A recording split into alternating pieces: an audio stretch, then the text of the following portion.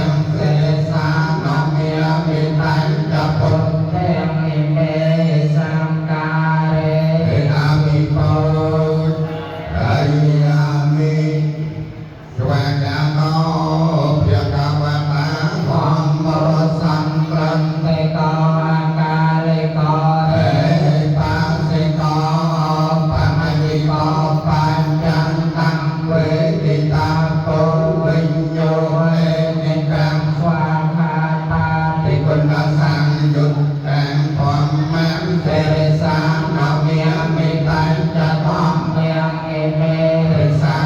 Gõ để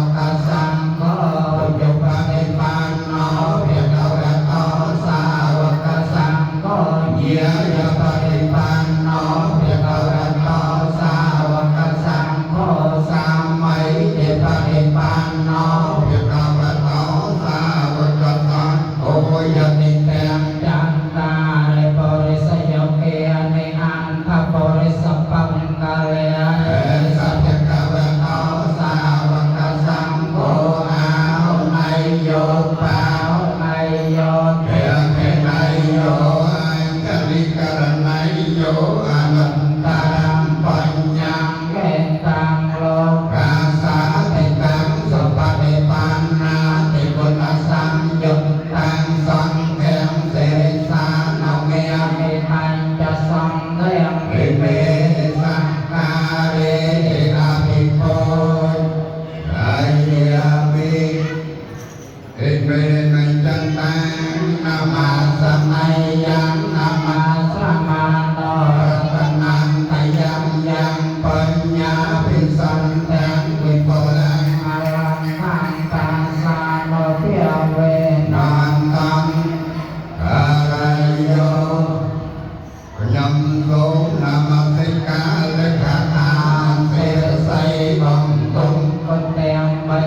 bỏ lỡ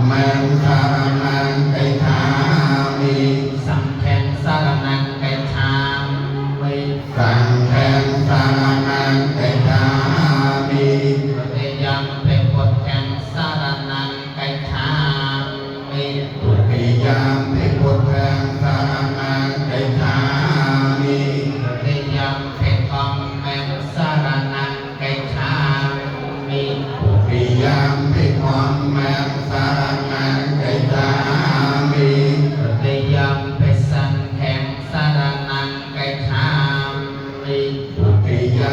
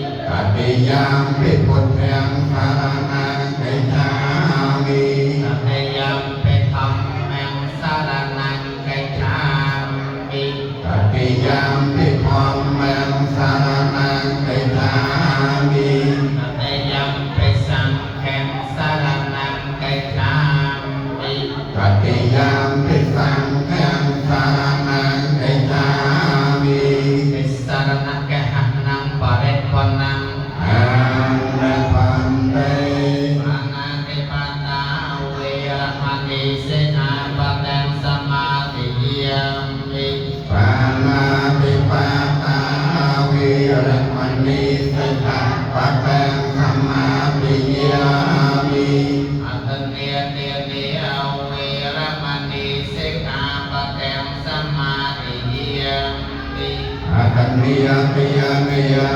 วิระมณีสิกขาปะทังสัมมาทิฏฐิยามิธัมเมสุมิชฌาจารา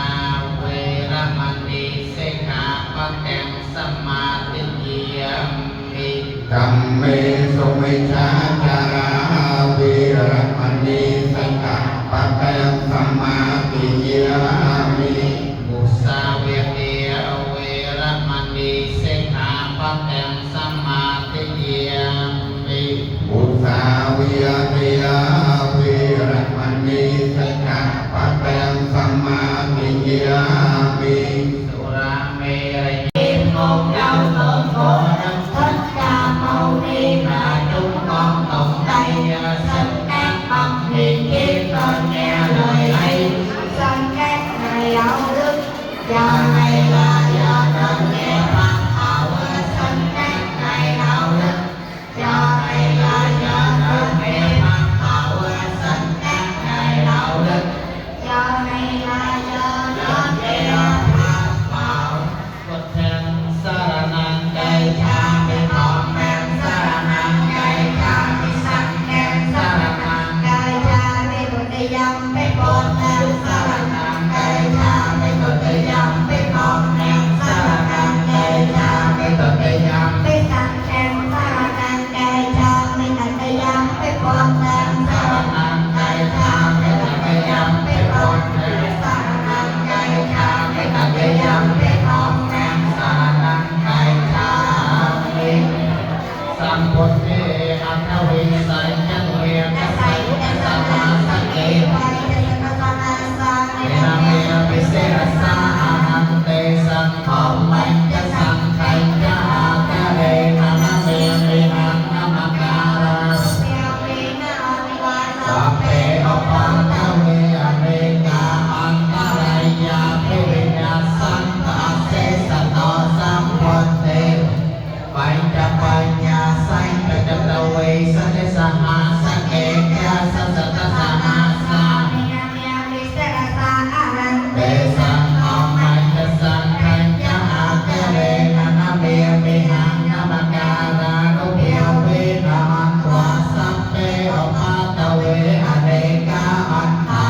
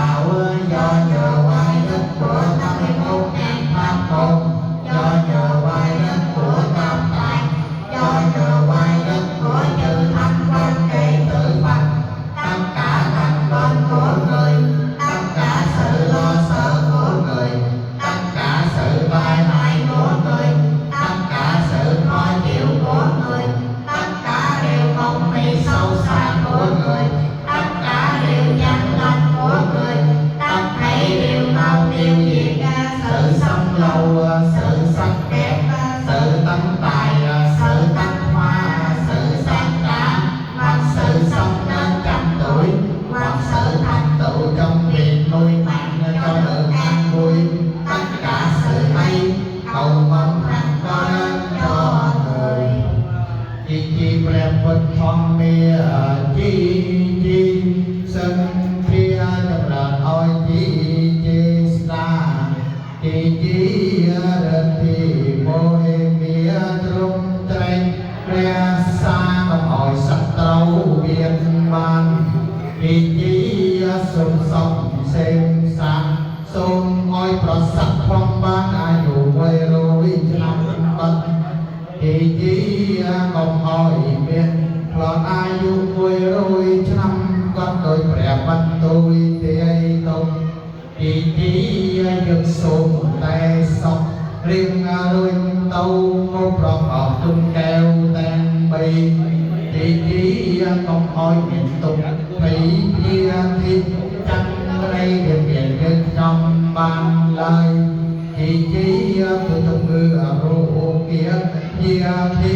ជារាឲ្យសាក់ឲ្យជាបានសបាយជីជី